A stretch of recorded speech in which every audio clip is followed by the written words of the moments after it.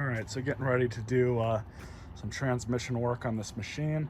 It's got a pretty common issue that these MTD made lawn tractors really seem to develop over time. It's not a hard fix, but it is tedious getting all this stuff off. What we have to do to fix it is remove the transaxle or transmission. I've already taken the battery and the tray out. In order to get this belt off easiest, I've got this rope here, and I've got it attached to this tension spring right in here.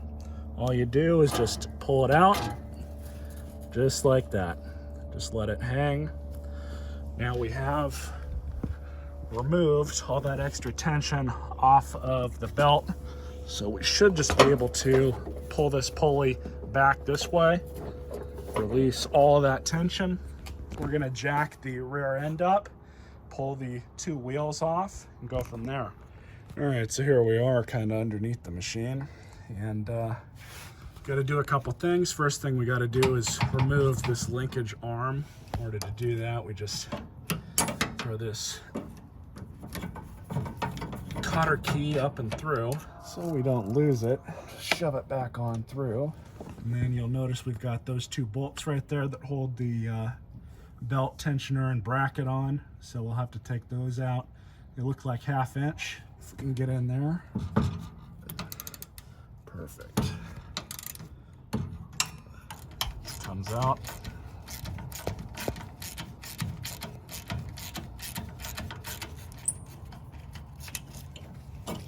All right, so we have to take the brake disc off now.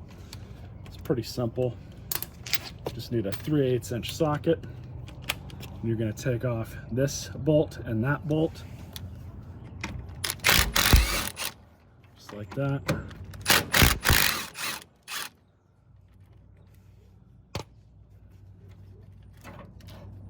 And I'm just going to let this kind of sit on the ground.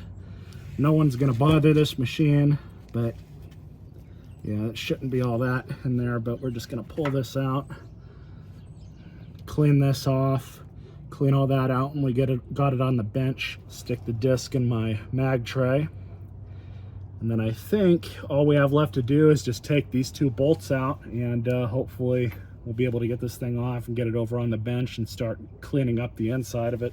Yeah, so it looks like it's just the two bolts here that are left, and of course once we take these out, this thing's pretty much going to fall on the ground, so we'll just have to be ready for it. So let's see if I can break the torque by hand first. Oh yeah, that's fine. They're not on there too hard.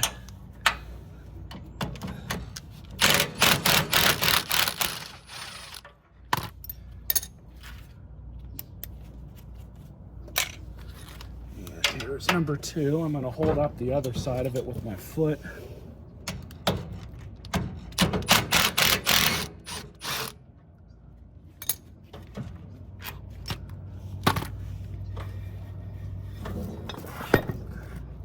There we go.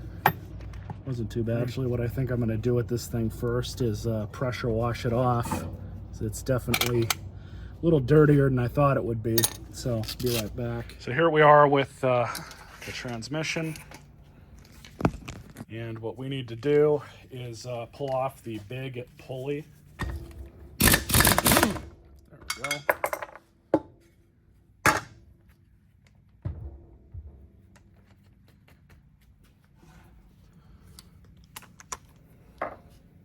On these transaxles, they seem to be pretty easy to split apart. There's just all these 3/8 bolts that are around the perimeter of the case. So we're just going to pull them out.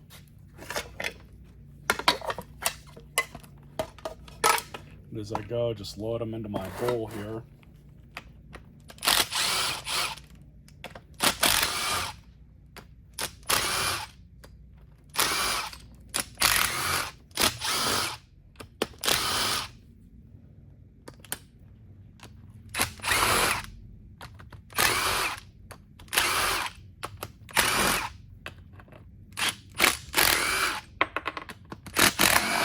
Looks like they are all the same size.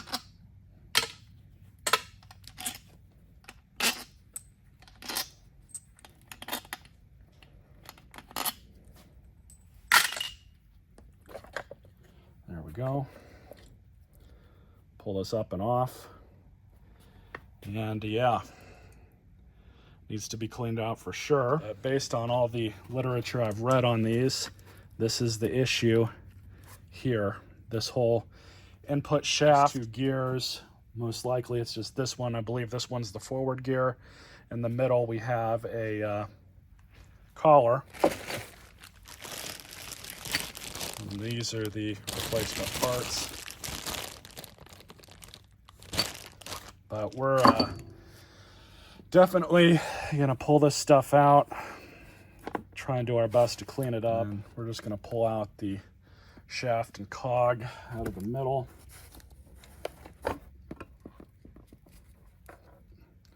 And for the moment, I'm just gonna set this on. All right, so I've gotten the cases pretty much as clean as I can get them without a parts washer. So now we're just going to look at the cuff here and the gears. Just try and see, you know, just exactly what's going on here. So we have this spacer here and this washer. So we're gonna take these off, kind of set them aside. And we'll take the drive gear off. And we can kind of see that this is indeed the issue. So you'll look at it, you'll notice how much wear there is. It should be straight.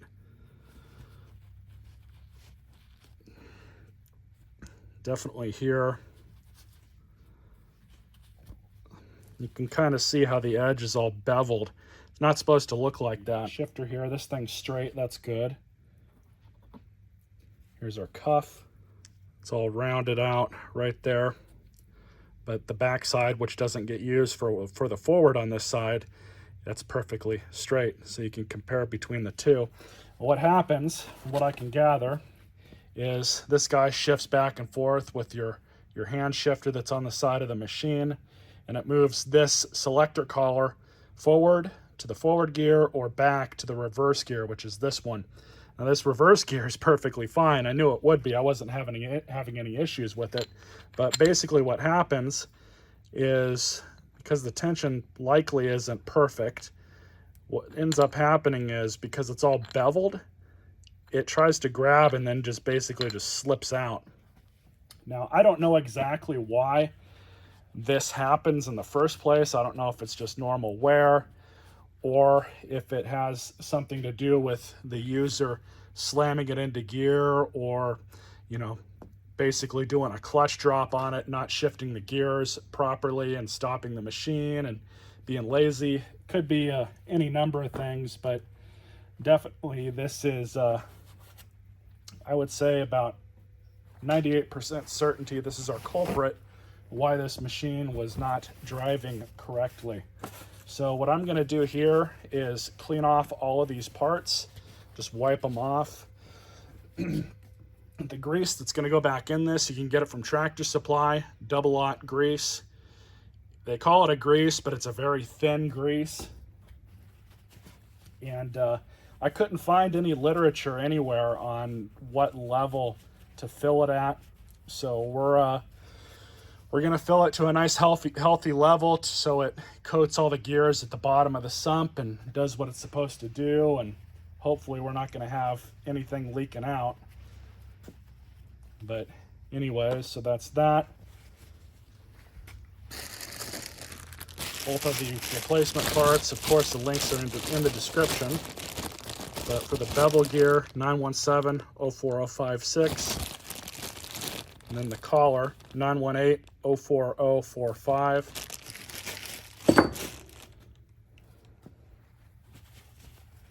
And I'm just gonna clean off the rest of the shaft, kind of inspect everything else. The reverse gear looks fine. There isn't any issue with it. There's no beveling present on it. So I think we're okay here. So we can just shove that back on, but I will take it off just so we can kind of clean up the rest of this. Inspect the rest of these teeth. They all look good, which is a great sign. So I've gotten it clean enough for my liking. Wipe out a little bit more of the grease on the reverse gear. But yeah, the reverse gear is fine, other than just being dirty. You can see there's just a little bit of discoloration on the top, but everywhere else there's no issue with anything. So what we have to do is first we're gonna throw this back on, just like that. Throw that back on just to get it out of the way. And then we're gonna open up the new collar, slide that on over the splines, just like that. And of course, and it's gonna go on just like this. Perfect. So I'm gonna clean up the rest of these small parts, and then we'll stick it back into the case, put everything back together. All I'm gonna do now is just grab the axle on the ground. I'm gonna have to clean that up just a little bit. That one's not that bad, it's just the center that is. So I'm gonna slap that back in, slap this back in. We'll get the cover back on. Well, we're gonna fill it up with grease first, but we'll get the cover back on and go from there. So you'll see I got the rear axle back in, and everything turns as it should. So I'm just gonna start putting some grease in it. Fill this just enough so it bathes the bottom of the sump here, probably to about right here, maybe a little lower, because there's no gasket on this thing at all. It's not supposed to have too much fluid in it or grease, or else it's just gonna leak out, which maybe that's what the prior owner had tried to do. I have no idea. But I'm just gonna put in just enough so it bathes the cogs and gears as it should. Here is the magic juice. So we're just gonna glop this stuff in. Oh yeah, this stuff is definitely thick. What I'm probably gonna have to do is just let it settle here for a minute. I have no idea how much of this stuff I'm supposed to, or how much of it I'm gonna get out of here to use. But we're just gonna let it soak. And you know what? I'm gonna rotate the gears some. I would say that that is working as advertised. Man, this stuff makes a mess. But I think we'll be okay now. So I probably dumped about 16 ounces in. I don't think we're gonna need any more than that. I really don't. Because I really don't want to overdo this. And as long as this stuff coats what it needs to coat, we should be okay. One thing I do want to make note of before you put everything back together, you'll see right here you have this little detent and a spring that goes inside. I'm going to go ahead and pull that out. I'm just going to wipe this spring off if I can.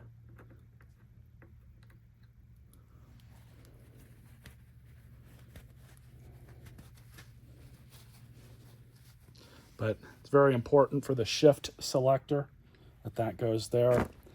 We'll even wipe that out just a smidge more. But there's the spring. Here's the detent. Just like that.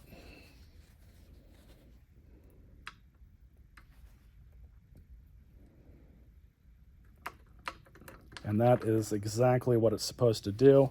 Grab the top part of the case.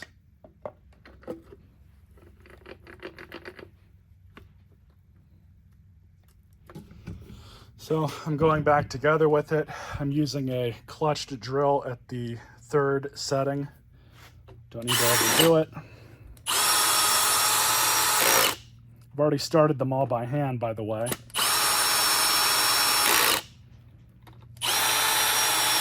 So now that the big part is done, we can clean out this area where the brake disc goes, and you'll notice that there is a pad. All right, so I got the transaxle back in.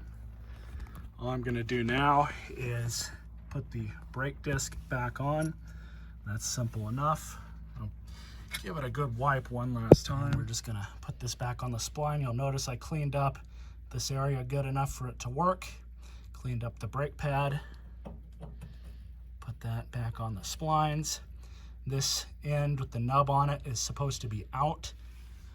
Now we're just gonna put what's basically the caliper, even though that's not really what it is, but it does the same thing. Put that back on.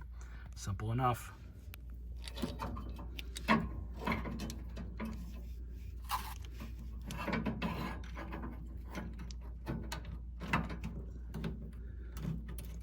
Throw these in by hand, really slowly.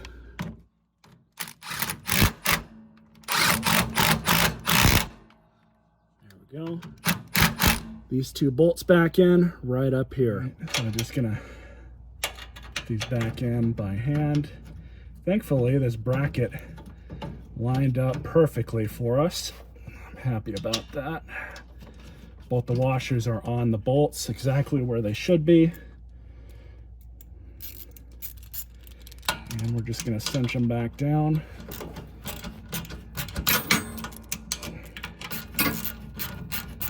Now the shift linkage. There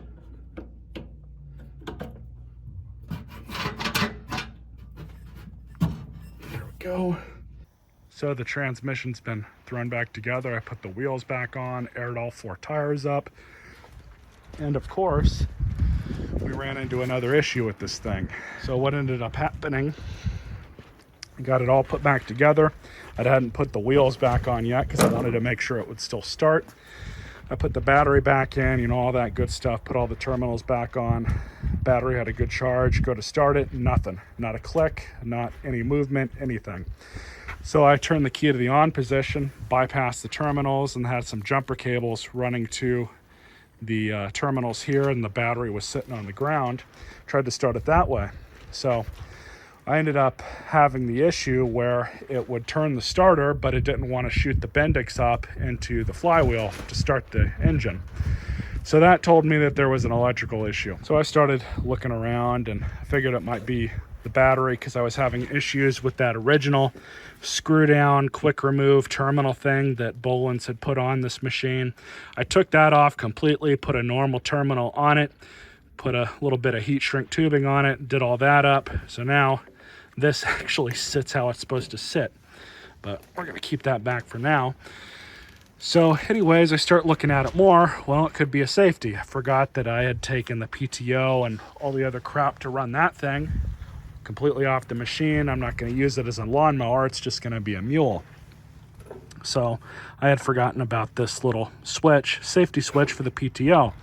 It normally mounts right there. So I held this down, tried to turn the key again, still nothing.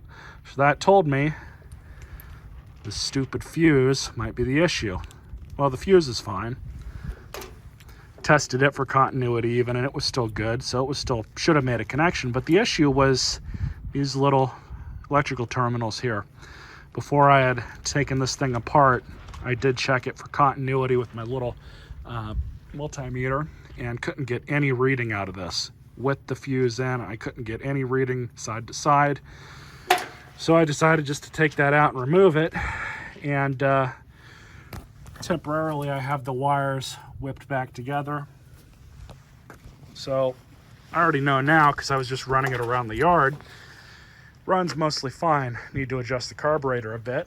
But basically, until I bypass this stupid switch, every time I have to turn it on, I have to press down on it.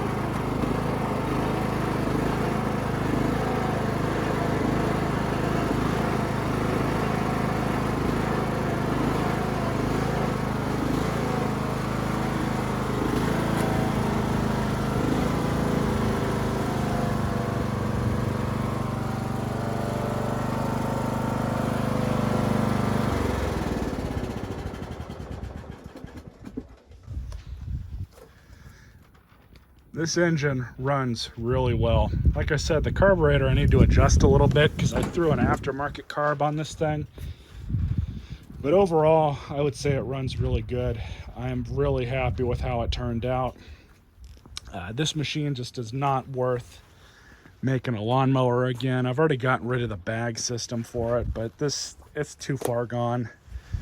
By the time I'm into it with new tires and wheels, and it's just a single cylinder, and replacing all the other bits and pieces to get the PTO and everything working properly. I think I have to replace one of the cables too, or had to. I already threw it away, but yeah, it just wasn't worth it. I'd rather just keep the thing around and use it to move the trailers around the property as needed. Not the fifth wheel back there, but the other trailer double axle I've got over here. So what I'm going to end up doing is taking the towing package deal off of the back of my John Deere, which I'm pretty much just going to use that for mowing. We'll put the tow bar and everything onto this. Hopefully it'll fit. Might have to make it fit. But anyways, I hope you guys enjoyed this video. It's a bit long-winded for just a transmission repair, but overall came out pretty good. I'm happy with it. Stay tuned for more videos.